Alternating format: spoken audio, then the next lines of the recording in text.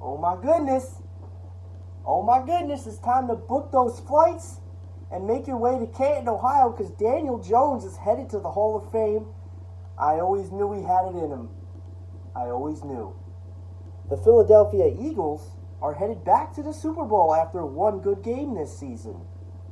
Jameis Winston sniffs a pound of cocaine before his game against the LA Rams. And the Detroit Lions almost beat the Kansas City Chiefs. My heart continues to break for the Denver Broncos fans who get fucked over a different way each week. And some of you have still not won a game heading into October. This is your NFL Week 4 review. This is your NFL Week 4 review. And before I start, I want to clear the air here. Everybody's saying I'm a Giants hater. I'm not a Giants hater. I actually support the Giants. And my team, although the Tennessee Titans, I support the local teams. I support the Jets too. Daniel Jones is fantastic. For what we've seen from him so far, not only has he been great, he has elevated this Giants team to twice as good as they were under Eli. They played, maybe they weren't, as fantastic yesterday as they were in that, but they still got the job done. And Washington is just an awful team. They're so bad. Dwayne Haskins was laughing during the draft, saying, why didn't this team draft me?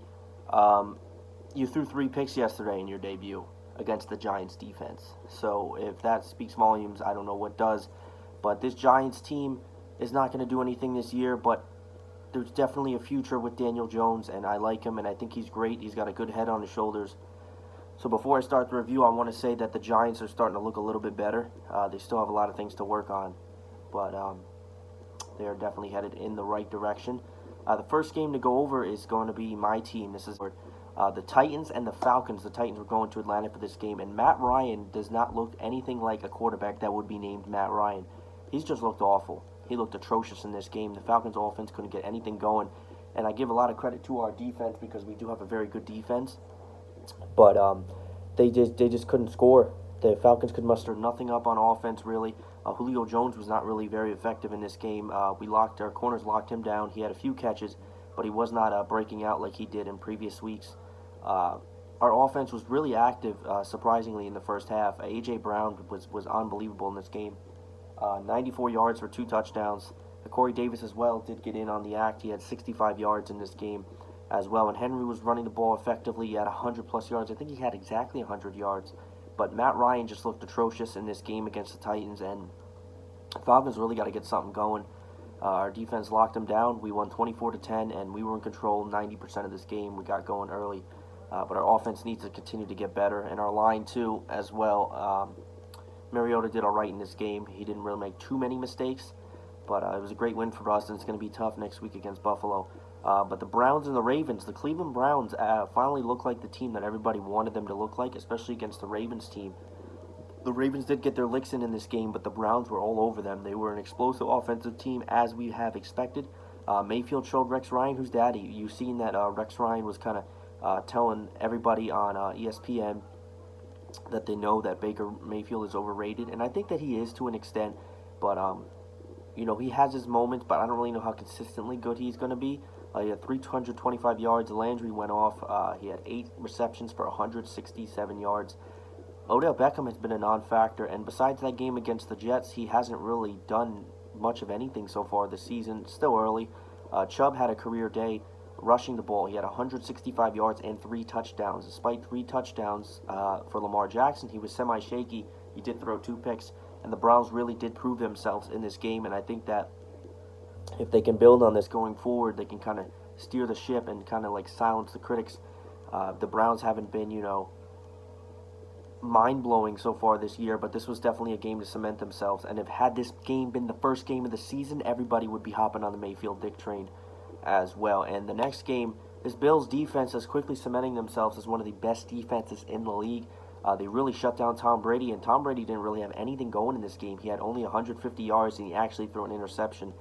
Very non-Tom Brady-esque, if you ask me. The Bills defense was unreal, but Josh Allen looked awful in this game, and he did get hurt.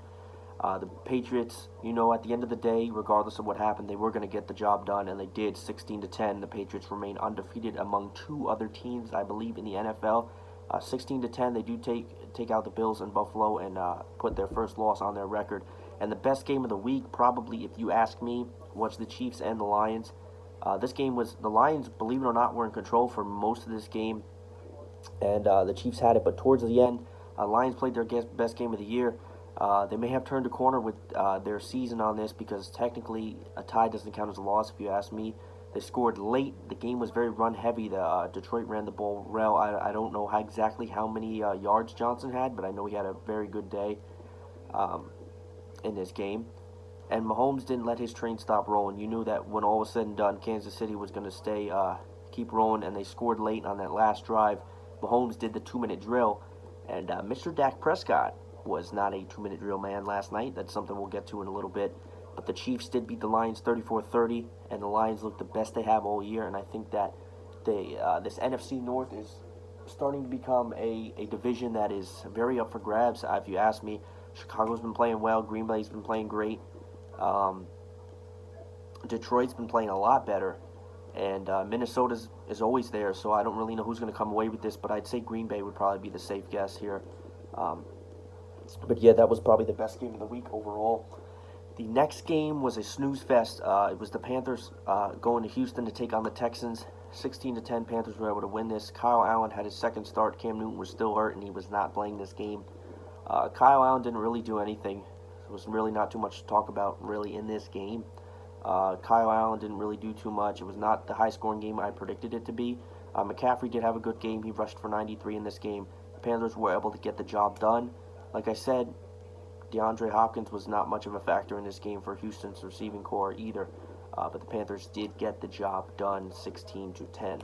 Was the Raiders at the Colts, and this Raiders team is really starting to surprise people a lot this year, because I was thinking them to tank and be the last team in the division, and Broncos are the only team that's really hurting.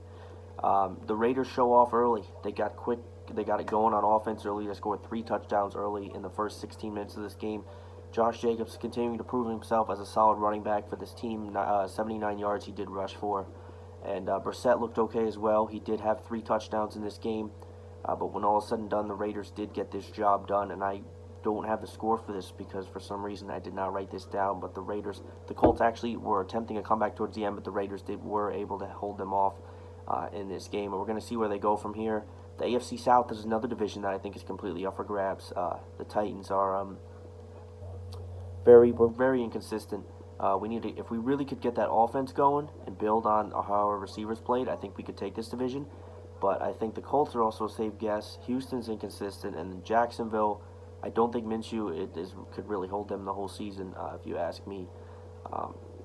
And the next game was the Chargers and the Dolphins. Now, Rivers looked probably the best he has all season, and everyone has a career performance against the Dolphins. This game was actually close in the beginning, and the Chargers completely ripped the doors off, as you expected. The Dolphins, just based on what I've seen this year, are one of the worst teams in the NFL history, I think. I think the 1920 Dolphins are going to go down as one of the worst teams in NFL history, actually, if you ask me. Rivers looked great. The Dolphins got ripped. They lost. The Chargers were able to win this game 30-10. And there is a very good chance that we see the Dolphins go 0-16 this year. But I think they play the Redskins next week, and one of those teams has to win. So I'm going to probably go with the Redskins as a safe guess to win that. Josh Rosen hasn't even looked that bad, honestly. He hasn't, made anybody say, wow, but the guy really hasn't looked awful. I can't sit here and say that Josh Rosen has looked awful in his games. He hasn't looked great whatsoever. But there are some names on that Miami offense that are not as bad as people think. But this was a typical Dolphins game, and they've been ripped. I think they've lost by 20 in every single game they've played this year. So they are winless, and I think Washington's going to get that first win next week because this Dolphins team is so bad. The next game is the local game, the Redskins at the Giants, and boy, Daniel Jones looked good. He didn't look as good as he did in his debut, but man, this Redskins team is really, really bad. They're not nearly as bad as the Dolphins, but they are really bad. Their quarterback situation is a complete clusterfuck. Case Keenum has been good, bad, and ugly this year as well. They did take him out of the game because it just wasn't happening. They weren't scoring. And somehow Dwayne Haskins gets his first licks, and he fucking did worse. I think he had 107 yards and 3 picks. Daniel Jones looked human. And their backup, the Giants' backup, Gallup, did run well. He had 63 yards for a backup running back. That's not bad. The Giants did win this game 24-3. The Redskins couldn't muster up anything on offense. Adrian Peterson continues to look awful this year, and I think age is finally starting to catch up with one of the best running backs of all time, if you ask me. So yes, the Giants are 1-2 straight and are looking good under Daniel Jones and have saved their season quickly. They're still not going to win the NFC East, but if they keep this going and they start doing it against good teams, they may have turned what was deemed a failure of a season to maybe a success real quick. But they don't quite have enough to be that great. But they are looking a lot better under Daniel Jones, and I think he spark plugged the whole entire team. The next game was Seattle at Arizona, and Seattle did win this game. Russell Wilson has just been laser-like this year. He's completed so many of his passes. Kyle Murphy looked okay. Seattle ran for 104 under Chris Carson, and Seattle was able to take this game against the Arizona Cardinals. Not too much of a talking point under this game. But the next game was part of my intro. Jameis Winston did look like he was on some crack this year. He did look like he was on some crack in this game. I didn't see it coming, but the Bucks put up 55. Yes, they did. The Bucks beat the Rams 55-40, and Jameis Winston outslugged Jared Goff's offense. I don't know how, but Goff threw for 517 yards, and Winston had his best day ever. He had 4 touchdowns. Godwin received for 172 yards, and Robert Woods for LA 164. So if you liked offense, this was your game. If you were at this game and went to the bathroom, there's a good chance you missed 2 to 3 touchdowns in the process of doing so. Unbelievable. This Bucks team is it's really just you pull something out of a hat and you don't know what you're going to get for them. You're either going to get a really good game or not a good game. But Jameis Winston showed up, and it shocked me. So he's one of the top performers. Goff too, you got to give it to him. They put up 40 and they still lost by 15. So not very rarely does a team put up 40 points and lose by 15, if that makes any sense. But did not see that coming. Good job for Tampa. They're still not winning the NFC South. We all know this. But that division is garbage anyway. The next game, Chicago could have a bit of an issue as Trubisky did get hurt. It was the Vikings at the Bears, so the Vikings were able to get this game. Not really. It was a defensive game. Dalvin Cook was shut down for the first time this year. The Vikings ended up winning 16-6. Trubisky did get hurt in this game, so we don't know the extent of his injury. But if that is prolonged, Chicago could have some trouble because I'm not sure. Well, in reality, Chase Daniel came in and he looked pretty decent. So we're going to see what we kind of get from that. Stephon Diggs still did get 100 yards for Minnesota. Cook was shut down. The Bears D was locking down Minnesota, but Vikings still did get this win, and their offense couldn't muster up much. And the Chicago offense is something that's been a problem. Their defense is so good that their offense doesn't have to be good. And similar to the Titans, where they have a very good defense, but their offense doesn't have to be good. But we need that offense to get better because as great as our defense is, it's not quite as good as Chicago, and I don't think it's in that elite category yet, despite our secondary. The next game was the Jaguars at the Broncos, and my heart continues to break for a good friend who is a Denver Broncos fan.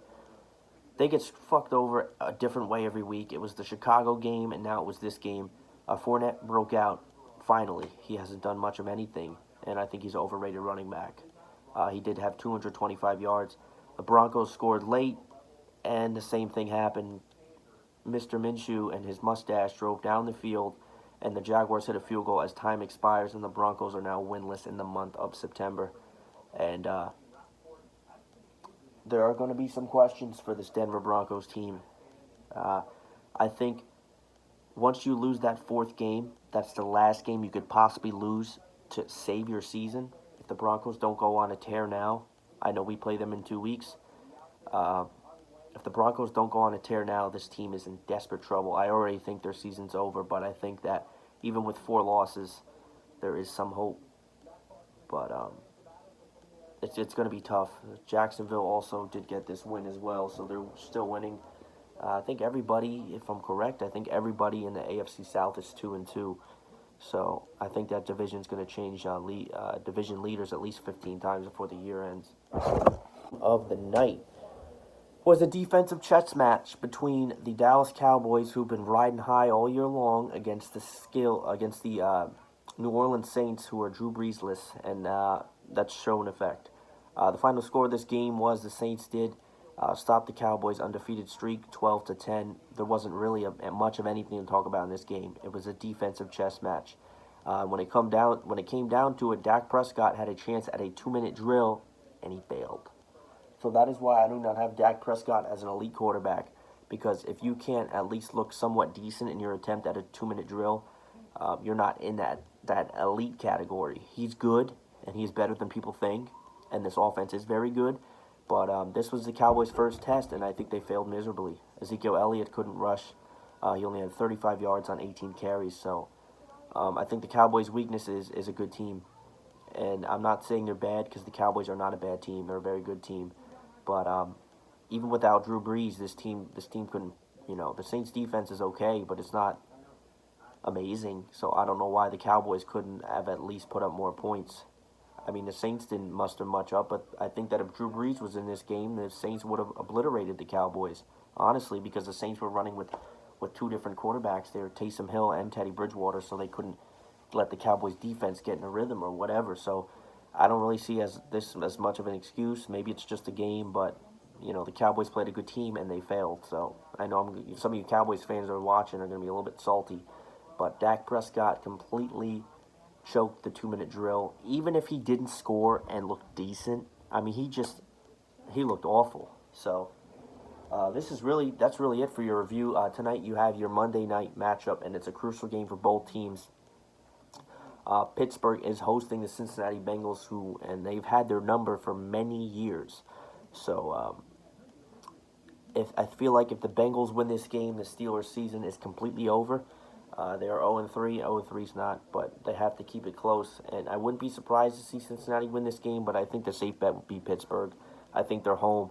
It's a game against a team that they're very familiar with, and I think that it's a team that they've had their number, and it is time for the Steelers to break out in this game. James Conner has to run the ball, and their team has to elevate. In general, we had a lot of everything in this week for this NFL week, and believe it or not, it's October, and 4 weeks have flown by already, so that's kind of crazy, because I felt like the season started yesterday, but football season goes so fast. Thank you, everybody, for watching. Don't cancel your season if you haven't won yet, but it might be time to do so soon. Good luck to everybody.